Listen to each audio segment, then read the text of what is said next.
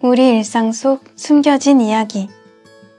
장애인, 비장애인의 경계를 넘어 서로를 이해하는 따뜻한 시간. 나만 몰랐던 이야기. 안녕하세요. 박지은입니다. 제가 오늘 읽어드릴 이야기는 미랄복지재단 스토리텔링 공모전 8회 우수상 수상작 장선미님의 아버지의 자식에 대한 희생과 사랑입니다. 아버지는 6남매 중 넷째로 태어나 형제들 중 가장 배움이 짧으셨다.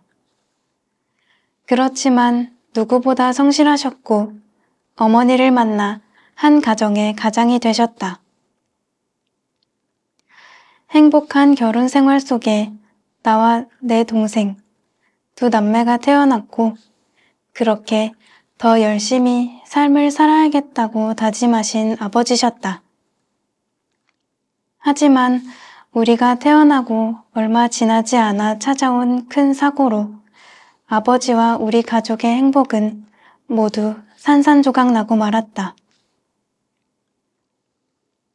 따뜻한 봄이 찾아올 무렵 오토바이를 타고 외할머니의 약을 지어오시던 중 넘어져 허벅지 밖으로 뼈가 튀어나올 정도의 큰 사고를 겪으셨다.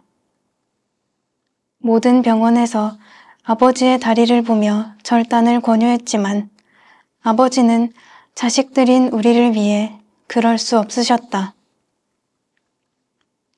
아버지가 다치시고 얼마 지나지 않아 어머니께서 우리 가족을 떠나셨기 때문이었다. 한쪽 다리로는 절대 우리를 돌볼 수 없을 거라 생각하셨던 것 같다. 그렇게 다치신 아버지와 두 남매인 우리의 긴 투병 생활이 시작되었다. 아버지의 투병 생활이 길어지면서 우리에겐 병원이 곧 집이 되었다. 아버지는 7년이란 긴 시간을 병원에서 보내야 하셨고 우리 남매 또한 긴 시간을 함께 병원에서 지내야 했다. 병원의 배려로 우리는 아버지의 병실 옆 침대를 쓰며 생활했고 병원에선 우리 가족을 모르는 사람이 없을 정도로 유명인이 되어 있었다. 때론 간호사님들이 엄마처럼 머리를 묶어주기도 하였다. 아버지는 7년 동안 20번이 넘는 작고 큰 수술을 견디시면서도 수술 후 회복도 제대로 하지 못한 몸으로 우리를 챙기셨다. 어린 우리는 아버지가 수술에 들어가면 하염없이 둘이 앉아 놀며 아버지가 돌아오시길 기다렸다. 그땐 우리가 너무 어려 아버지의 수술이 어떤 건지도 잘 모를 당시였다. 점차 우리가 크고 아버지의 투병 생활이 너무 길어지다 보니 병원에서도 부담을 느꼈고 결국 아버지는 끝내지도 못한 치료를 뒤로하고 급하게 병원을 나오셔야 했다. 우리는 그렇게 7년의 병원 생활을 끝냈고 아버지는 지체장애 3급 판정을 받으시게 되었다. 급하게 병원을 나온 우리 가족은 가진 것이 하나도 없었다. 그동안 아버지가 모아놓은 재산은 이미 다 병원비로 쓰인 뒤였다. 다행히 아버지의 장애 판정으로 우리는 기초생활수급자가 되면서 임대 아파트에 들어갈 수 있었다. 이후 우리 남매가 초등학생이 되었지만 아버지는 다리로 인해 아무런 경제적인 활동을 하실 수 없었다. 나라의 지원금으론 세 식구가 생활하기 빠듯했고 아버지는 항상 허리끈을 조이며 생활하셔야 했다. 본인이 먹고 싶은 거, 하고 싶은 거 하나도 하시지 못하면서 철없는 어린 자식들이 먹고 싶고 하고 싶은 건 최대한 들어주려고 노력하셨다. 시간이 지나면서 주변 복지관들의 여러 도움을 받아야 했지만 철없던 나는 그런 생활이 너무나 싫었다. 다리를 절뚝이는 아버지의 모습이 부끄러웠고 학교 선생님께서 기초생활수급자라고 챙겨주시는 것도 모두 싫고 창피했다. 다른 아이들에 비해 초라한 우리 집을 보면서 아버지를 원망하기까지 했다. 하지만 아버지는 이런 상황 속에서도 부끄러움과 자존심을 세우기보다 자식들을 챙기기 더 급급하셨다. 그때 나는 아버지의 이런 희생을 하나도 알지 못하는 사춘기 소녀였다. 아버지는 어머니의 빈자리를 내비치지 않으려 부단히 많은 노력을 하셨다.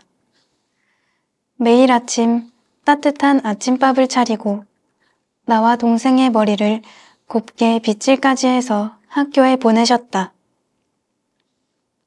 생활비가 부족해도 준비물은 무조건 챙겨 보내려 하셨고 절대 남들에게 엄마가 없단 소리를 듣지 않도록 노력하셨다. 정작 본인은 제대로 된 옷 한 벌조차 사지 못하면서 우리에겐 늘 새 옷을 입히려 하셨다.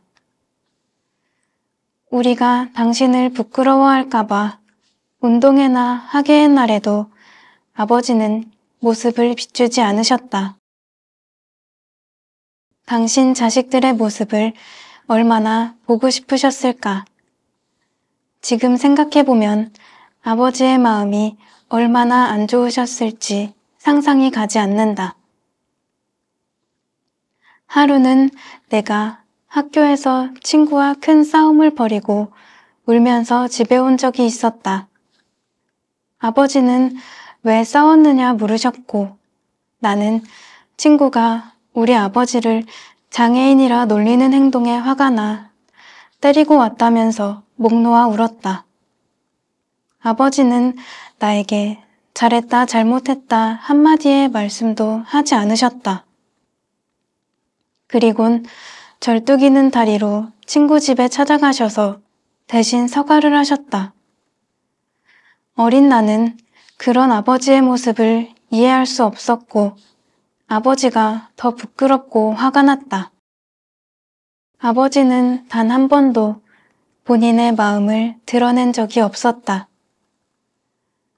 장애가 있으셨지만 우리에겐 세상에서 제일 근엄하고 무서운 아버지였다.